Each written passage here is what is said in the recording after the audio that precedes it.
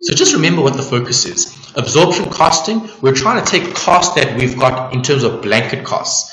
So the overheads could have been something like rent or insurance, something that you have to pay as a business, but you can't specifically allocate it to doing the nails, okay, or doing whatever, okay, in terms of the product or the service. So the basis here is the number of labor hours. We're saying if there's a total of 75840, okay, total overheads, that's everything that we have in the business, all the overheads, and in terms of labor hours, so people working for us, 32,000 hours in total. Would we be able to allocate a cost per hour of those overheads? Yes, and then we could allocate that. So if the job takes 1 hour, you can allocate 1 hour's worth of overheads to that job, because that's what you're doing, because you're trying to recover those costs. Because if you can recover those costs, you can then make a profit. Okay, so that's what we're going to do. Next line, the answer is actually the next line. So maybe if you've got a bullet there, you can just say, determine the per unit cost. That's what you're doing.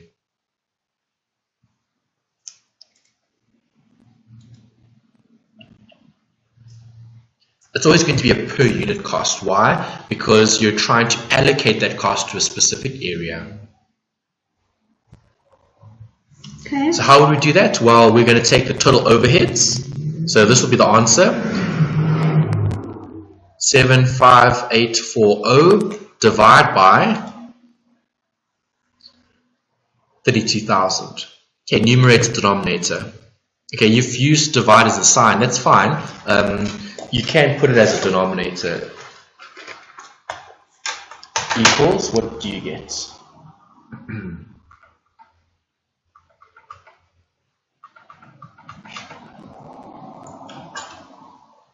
2, 3, 7. Correct. Okay, so now do you have a basis in terms of your allocation? Yes. Okay, right now I've got a rate per unit that I can allocate to certain items. Okay, so we'll just use one of these products. You can, next line, you can put a bullet here. Product C has 10,000 units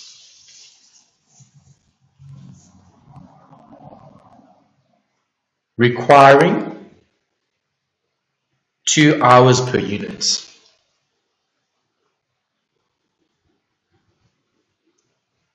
Okay, so if we're producing C, and we could have been producing any product, it doesn't matter. The point is, you're trying to allocate an overhead, which is something as a blanket cost, to something specific. So this product, how many are we producing? 10,000 units. Every unit requires 2 hours in order to produce it. So if I'm allocating the overhead, what am I going to allocate to each unit? So that's what we need to calculate. So next time would be the answer. 2 times 2,37 per hour equals what? Just multiply that by 2.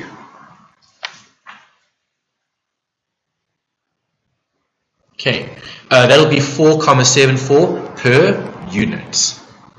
See, now you've changed it from hours to units, because every unit is going to require 4,74 hours of the overheads. Okay, we're allocating the overheads to that specific product. Right, so how much are we going to allocate to product C? That's the next step. Next line, you can put an arrow. Product C requires. All of this they need to state in the question. So you don't have to worry about guessing what the allocation is. They need to specify those things. Okay, so product C equals 10,000 units times the 4,74 per unit. And that's going to give you a final answer of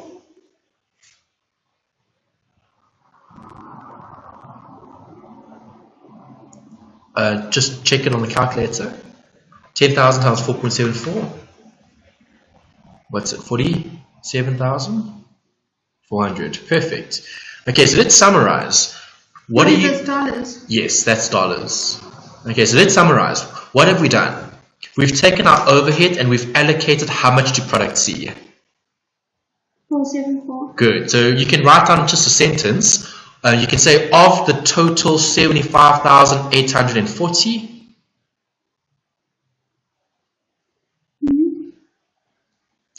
Comma 47,400 is allocated to product C. So would it be possible to calculate product C's profitability? Yes. See, now you can identify an individual product's profitability. It's kind of like maybe what you're doing in your business is maybe you're doing do you cut the nails of the ladies as well? No cutting nails. Yeah. Manicure and like Yeah. So okay, so if you're doing a manicure and then you're painting the nails as well, okay, which is more profitable? Is it more profitable to cut nails, okay, the manicure, or is it better to actually paint the nails? Painting. Probably. So you could use that as the guide in terms of determining if the product is profitable or not. Okay, so product C requires 47,400 of that specific overhead. Okay, so you could look at each product and you could see, well, the products that absorb more of the overheads are going to be less profitable. Do you agree? Because they're absorbing more of the costs, and that's the problem. Okay. All right, that's the first one. Next one.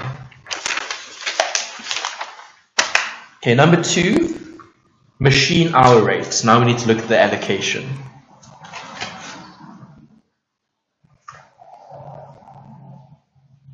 Machine hour rates. Okay.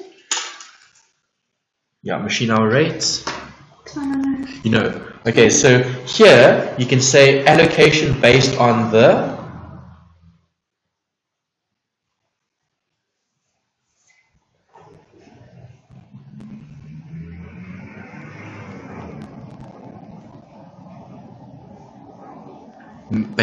time used for production.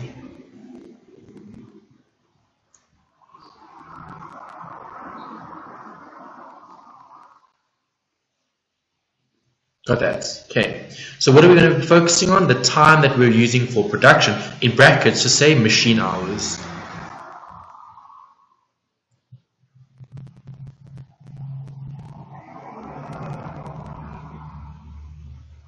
Okay, so what is a machine hour? Well, that's the time that the machine takes to produce the product, but it's part of a production line. So it's not labor, it's specific to the machine. Okay, so how much time does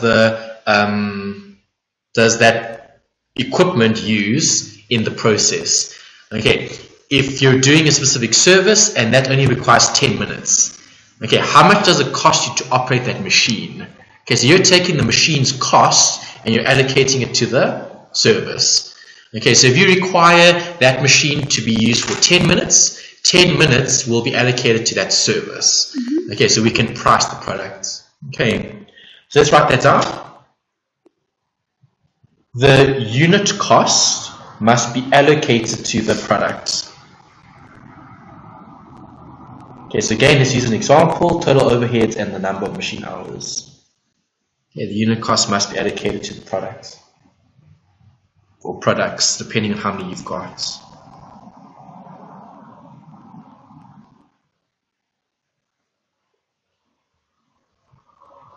Okay. Okay, so, example. Total overheads 66780.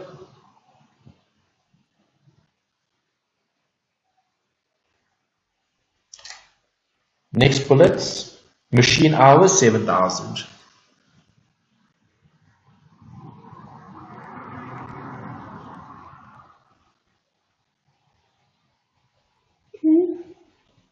Okay, then we can look at one product.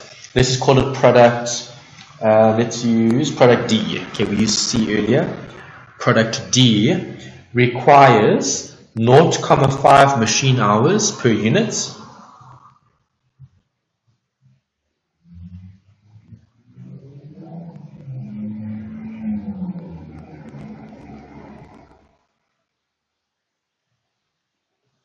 and 4,000 units are produced.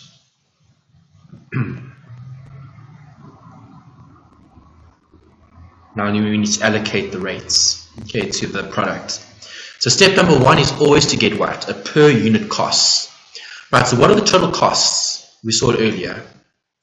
66780. So first step is to get a per unit cost. What am I going to do with that overheads? I'm going to divide it by the number of hours. Okay, because then I'm going to get the number of hours that will be allocated for each overhead. Okay, so in other words, I've got total overheads. All of it is going to be allocated based on machine hours.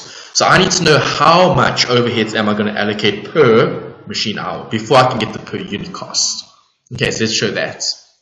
66,780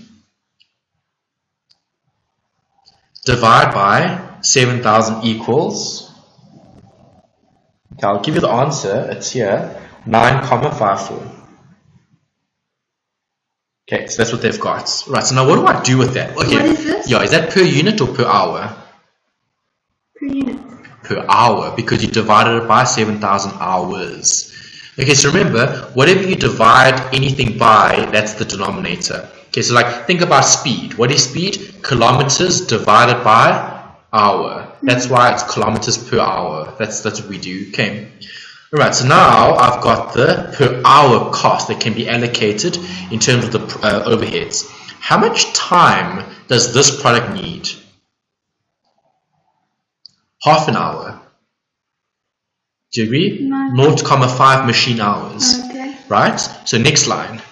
Product D equals 0.5 times 9,54.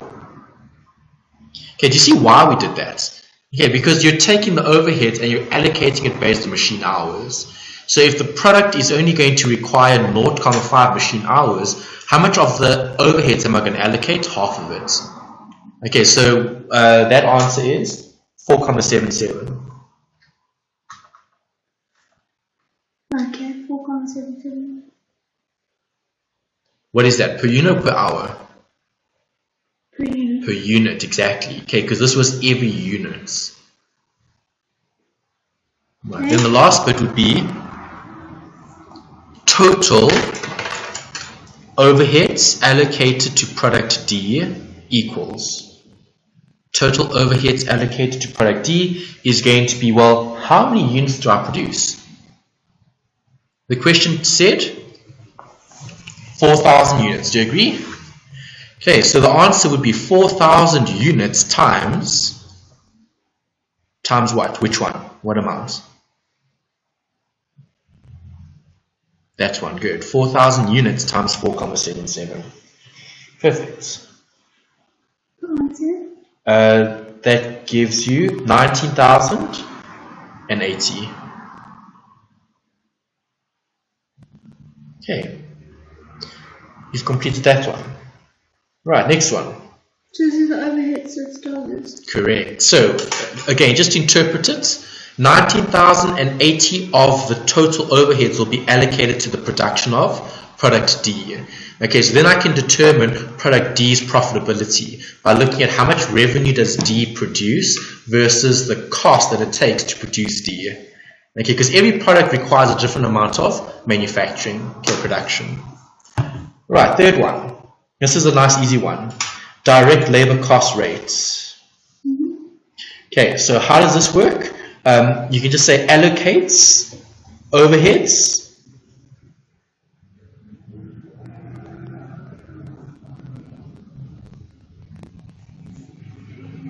as a proportion of the estimated cost of direct wages. Allocates overheads as a proportion of the estimated cost of direct wages. Okay, e.g., this is a simple one. Estimated cost of direct wages.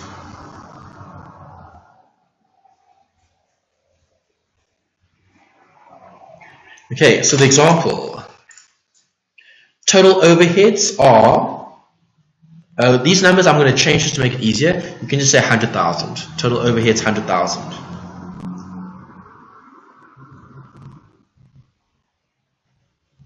Okay, next line. Total direct labor costs are, let's say 50,000. Okay, so let's interpret this. 50,000. Yeah, 50,000. Okay, let's interpret this. What do I have? Well, I've got total overheads. What does an overhead represent? The cost that the business has to sustain in producing everything. Okay, we know that the labor costs amount to 50,000. So what are we going to try to do? Well, this is a direct labor cost rate. So we're trying to allocate cost based on that rate. So we need a rate. In order to get the rate, you're going to be taking your overhead, so the next line would be overheads divided by numerator denominator. Overheads, you can write down the equation, it won't change. Overheads divided by labor costs. Okay, so that equals 100,000 divided by 50,000 equals 2.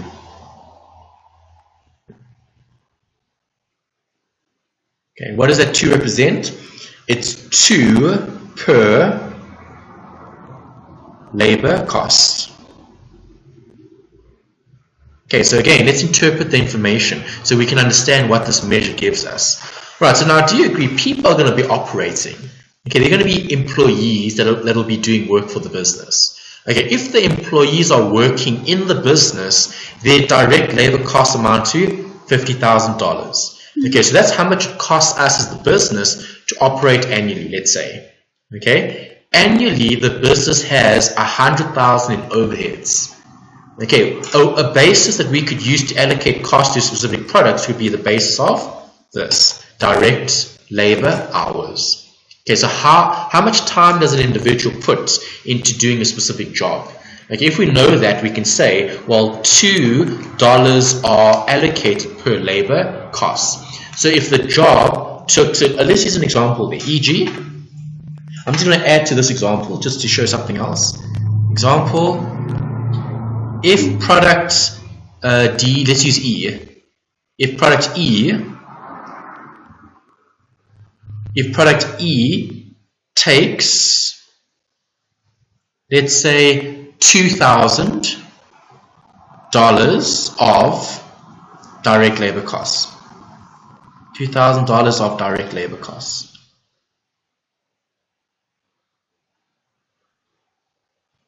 What would the allocation of overheads be? That's what you're basically looking at. Okay, so now, do you agree? If I know what the direct labor costs are and I know the rate at which I'm allocating costs, I can then determine how much is going to be absorbed by product E in production. Okay, would be allocated, of overheads. Okay, so have we got a rate? Yes. What was our rates?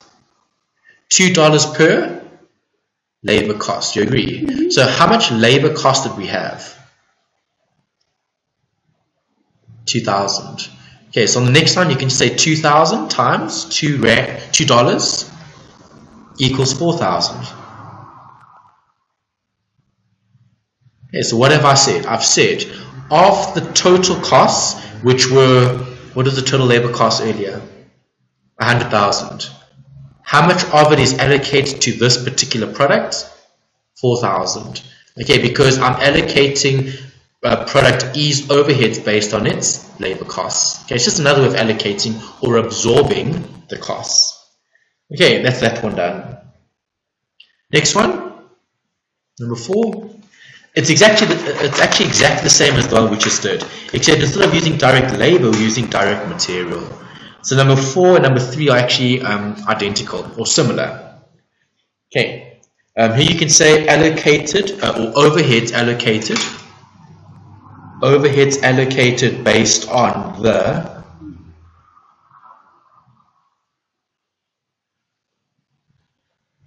direct material costs.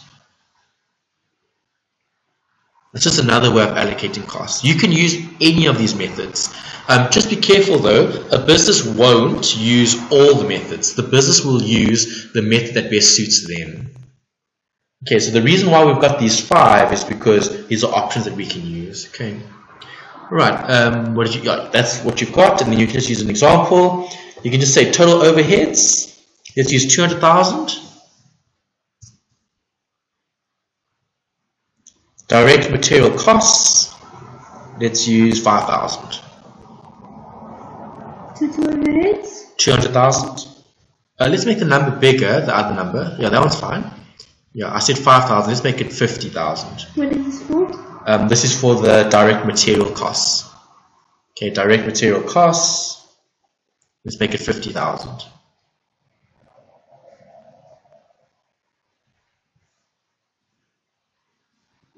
Yeah, 50. Okay, so what does this say? This says I need a rate. A rate is numerator over denominator. How am I going to allocate the overheads based on direct material?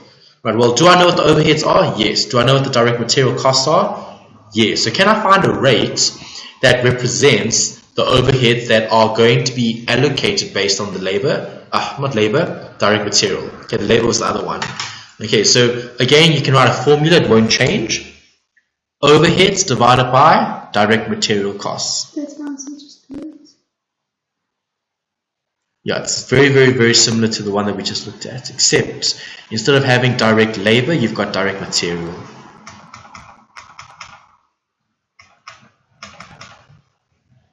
Four, right? Okay, per unit, per what? Per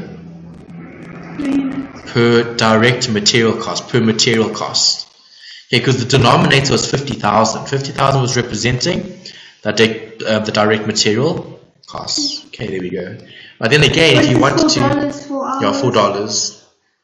Okay, because it's the cost. It's the numerator, $200,000 divided by the number of hours gives you a rate. See, it's $4 per material cost. Okay, so if we had, you can just use if product F. If product F required, let's say, $500 worth of material. If product F requires $500 of material to produce, how much overheads are we going to allocate? Well, what do we do? We'd have to take the rate and times it by the... So if product F requires $500 of material to produce, comma, how much overheads will be allocated to the product?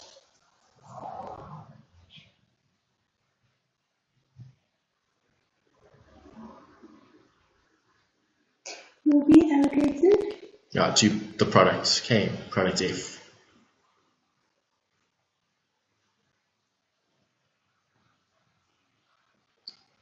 Right, so do we know how much material product F requires?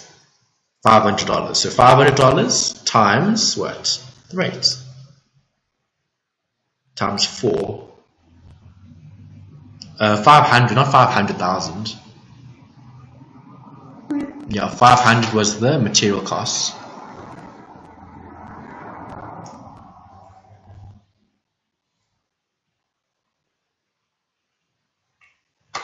Okay, 500. Right, 500 times 4 is 2,000.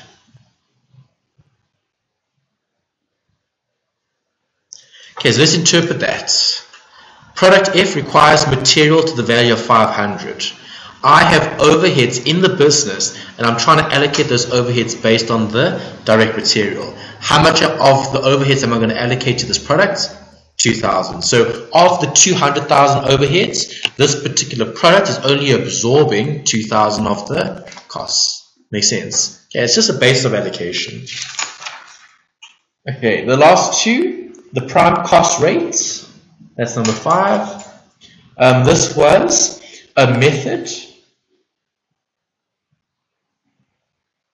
using a prime cost as the basis of allocation. Okay, the word prime cost we need to look at. Prime referring to what is like the most important, prime. The method using a prime cost? As the basis of allocation.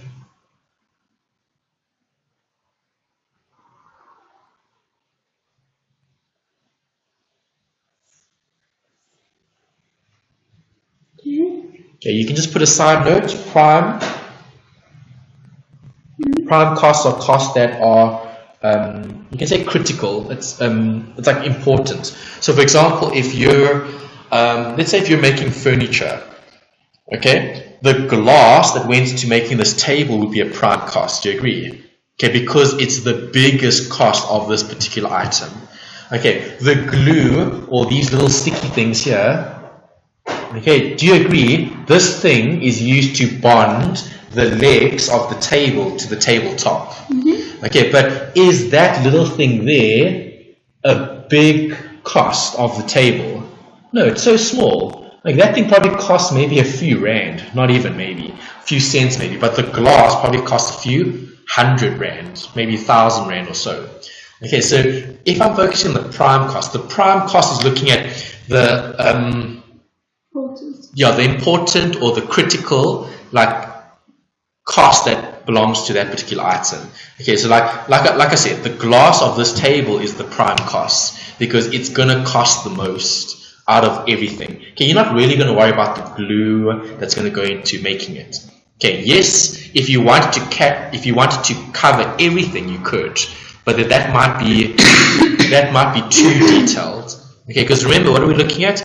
Cost and management accounting. Okay, management accounting must be very, very detailed, but it doesn't have to be that detailed that you're even looking at this little strip. Okay, so let's put a note. Prime costs, important costs. Okay, that's good. You've already made a note.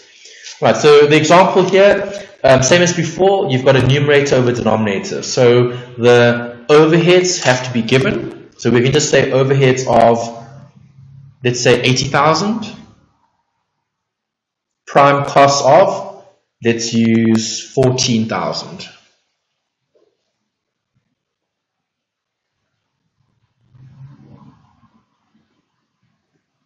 How would we get a rate? Okay, remember a rate is numerator divided by denominator. So numerator here would be 80,000. Denominator would be 14,000. Answer would be, you'll have to check it. Okay, I've just used simpler numbers. Yeah, so 18 over 14.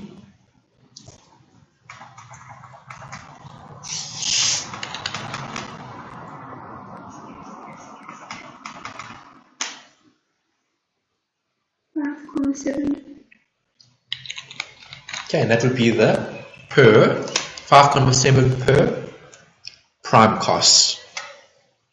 The denominator would always be the unit of measurement.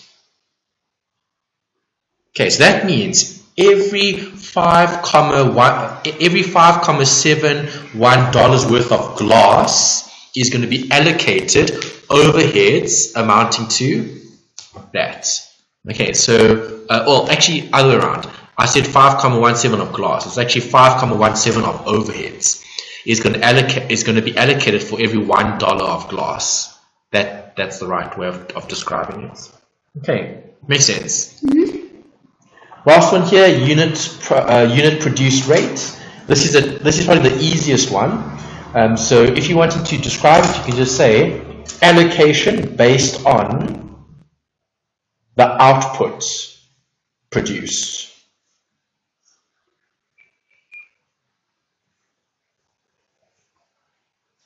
Allocation based on the output.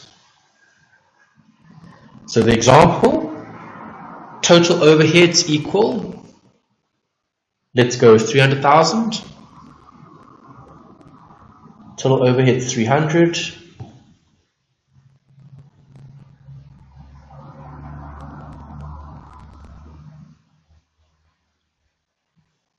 Units produced / output. It just depends how they describe it. They can tell you this was produced, they can tell you this is the output, they can tell you this is the final product. It doesn't matter. Okay, but the units produced, let's use 90,000. Units, yeah, be careful. It's units, yeah. Okay, because the basis of allocation here is on the output. Okay, so we're saying as a business, we're operating. Okay, we're taking raw material, taking glass, we're taking other stuff, and we are going to be manufacturing tables. Okay, we've also got rent, insurance, etc., which are overheads that need to be allocated by this table. Right, so I need to determine the cost of this table so I know how to price it. Okay, that's what you're saying here. So what are you going to do? Same thing as before. Numerator divided by denominator. 300,000 divided by 90,000. Okay, so it's always numerator divided by denominator because these are rates. Okay, when dealing with the rate, a rate is a fraction. Okay, it's a ratio. Divided by 90. Okay, so you were given the overheads, you were given the outputs.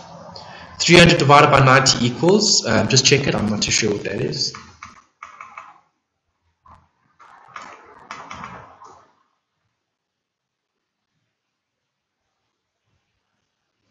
3,33 recurring. Okay, great. Right, so what have we got? We've got a basis of our allocation. So now if I know how many products, so let's say if machine A produced 10,000 units, we could then allocate overheads based on the outputs. That's all. Okay, so you can just state that. If product, we had F, let's say G. If product G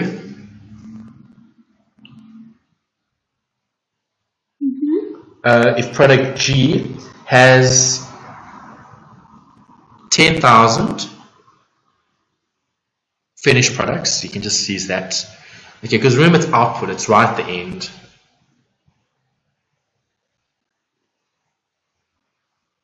Comma 10,000 times 33,33 recurring will be allocated to that product. Okay, so again, just look at the basis of allocation. It's quite a simple concept. Again, it just depends what they give you in the question. You might have to use any one of these 6. Okay, but it's always a rate, numerator, denominator. Okay. Great, there's just a little bit of theory here, 3 pages of theory, well, 2.5. The next bit here is just purely based on the production. So they talk about a cycle or a process that needs to be carried through. Okay, that I don't know if they'll really test in terms of accounting because that's more business, but we can just make a note of it. The over and under absorption is more important actually. Okay, but let's just make a side note. Is this still part of the allocation? No, this is totally separate. Okay, this is these are separate sections now. Okay, so all that allocation stuff is done. This is theory and 1 or 2 other considerations relating to the absorption costing. Okay. Right, so it's not really a heading, it's just a point. Products passing through several departments, that's what you're looking at. Products passing through several departments.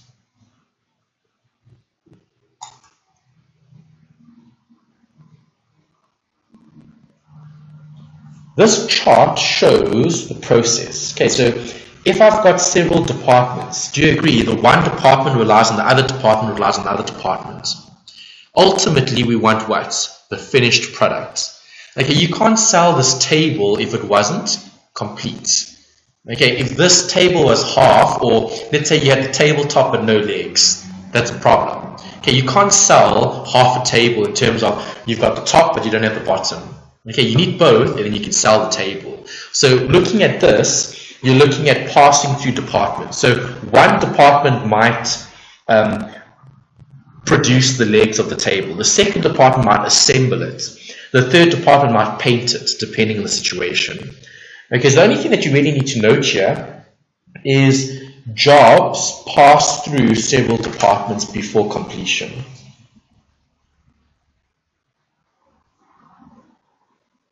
Okay, they refer to a job. Okay, because the job would be the entire, what's the right way of describing it? Let's say, I don't want to use the word unit, it's more, it's like the task. That's probably a better word, the task. Jobs pass through several departments? Yeah, that's what it is. Jobs pass through several, before completion. You can just add that if you want to. Okay. If you want to just add another note, you can just say it's a work progress, or not work progress, it's a, what do they call it? Production line, that's it. Yeah, production line is the right thing. Okay, the business stuff.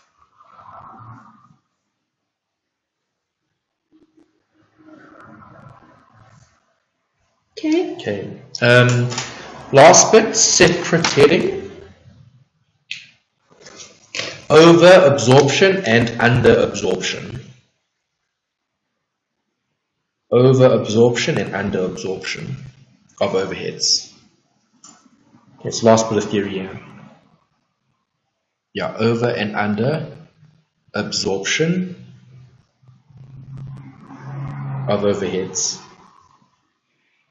Okay, so it's actually quite self-explanatory because you've got the word over and under. So what's the purpose of absorbing costs? It's to cover all the expenses. Do you agree? Okay, so if I have an over-absorption, is that good or bad? Over-absorption. Yeah. What would the consequences be for over-absorbing costs? There's no consequences. No, there is. Maybe no profit. Almost. You're thinking along the right lines. Okay, so let's talk about two products. Let's use an example to describe it, then you'll remember it. Okay, product A.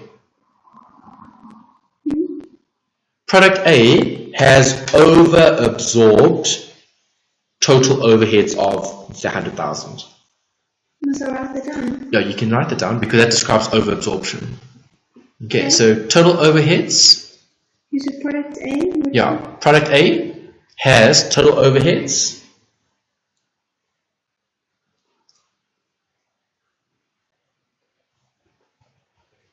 Yeah, so you said product, okay, you said product A, comma, total overheads, over-absorbed.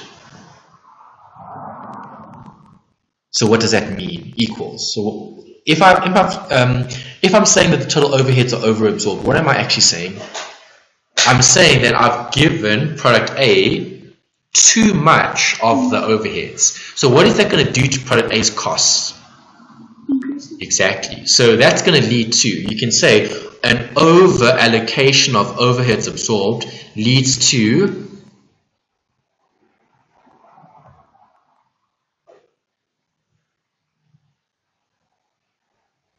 a higher cost.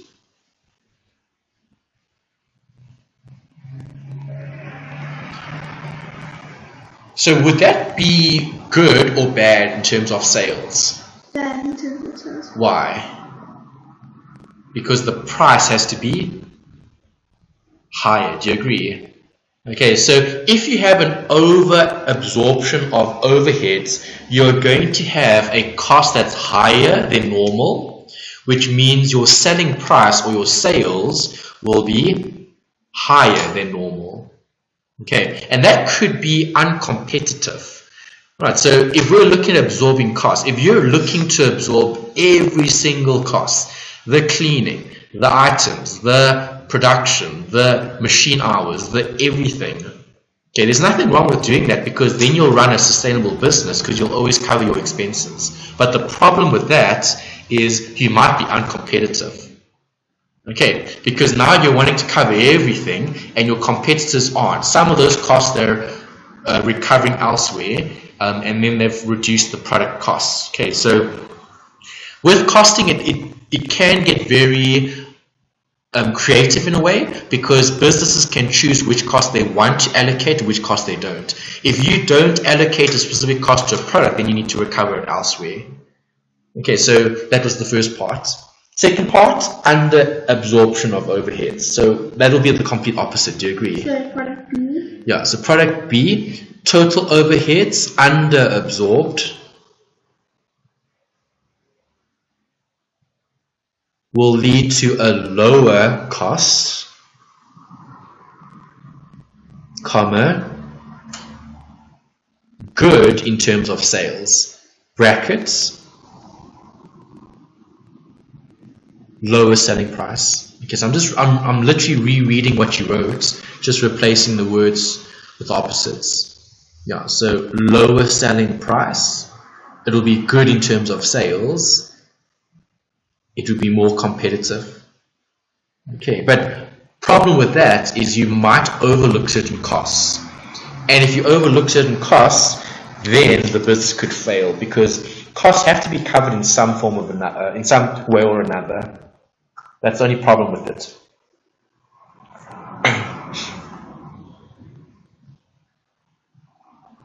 Does it make sense? Okay, perfect. Okay. Yeah, there's just a note here. This isn't accounting. It's just something to consider. Can you get other overheads? So far, all we've spoken about was like insurance and rent. You can. Okay, they've considered these costs as being overheads. Selling and distribution must be recovered. Admin must be recovered, and finance costs. So you can just list these. Your other overheads, let's just write them down. The first one is selling and distribution costs. Selling and distribution. Second one is administration. They're all costs. These are different costs that we need to recover on top of all the others, the rent, the insurance, etc. Administration costs. And then the last one is finance charges. Okay, what is the finance charge? That you should know. Yes, okay, you have to pay interest. Okay, yeah, finance charge. Finance charge.